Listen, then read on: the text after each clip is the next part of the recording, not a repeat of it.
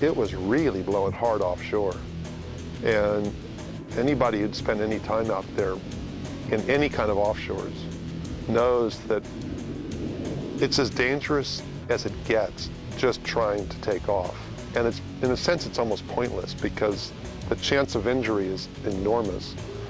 And so we were all up on the bluff, basically just watching what we all, at that moment, were describing as a horror show. And so one person after another was taking off and just getting annihilated.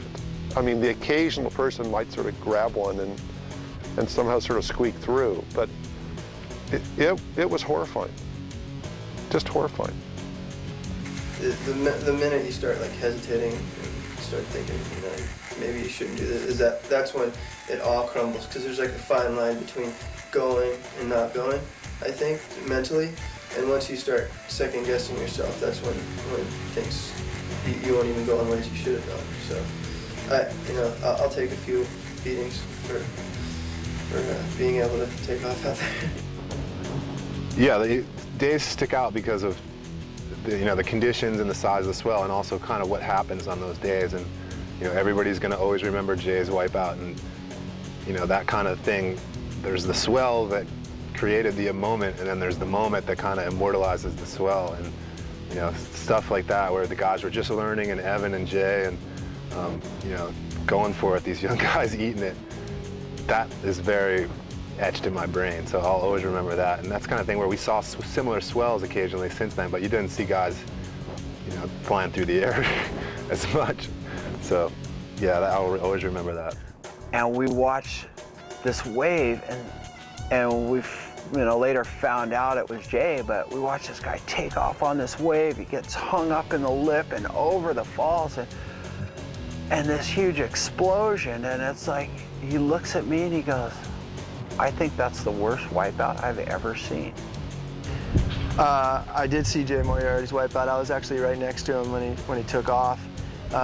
He had just paddled out, and he jumped off a boat, and we were, the few guys who were sitting out at the peak were like pretty freaked out by that point because so many guys were eating it, and there was a pretty mean little side offshore running up the face, and Jay hadn't experienced it yet. He just paddled out all stoked, and he thought it was huge, and he was on it. And first wave that came through, he just flipped around and went, and I was like, I said something like, see you, Jay, and then just heard all of, Chris Brown screaming from the channel and all kinds of guys just freaking out, and I knew that he had quite a wipeout.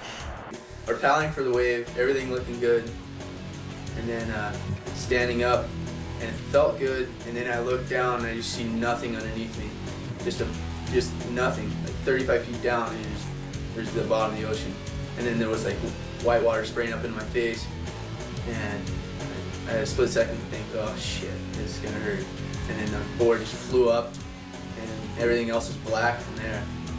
I just remember the impact being just the worst. It felt so bad, and then I bouncing off the bottom, and get my feet onto the bottom and push up off of it. And as I was swimming up towards the surface, I had my eyes open. It was all black around me. There was nothing, couldn't see anything. And I was thinking in my mind that if I didn't get up soon, the second wave was gonna be on top of me, and it's gonna make it real difficult to come up. So I swam as hard as I could for the surface.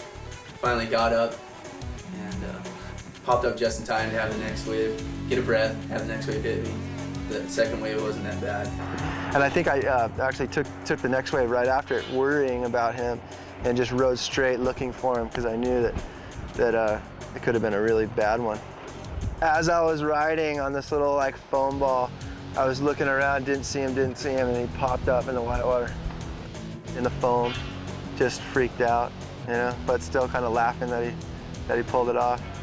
And then he lived, so then that was like, oh.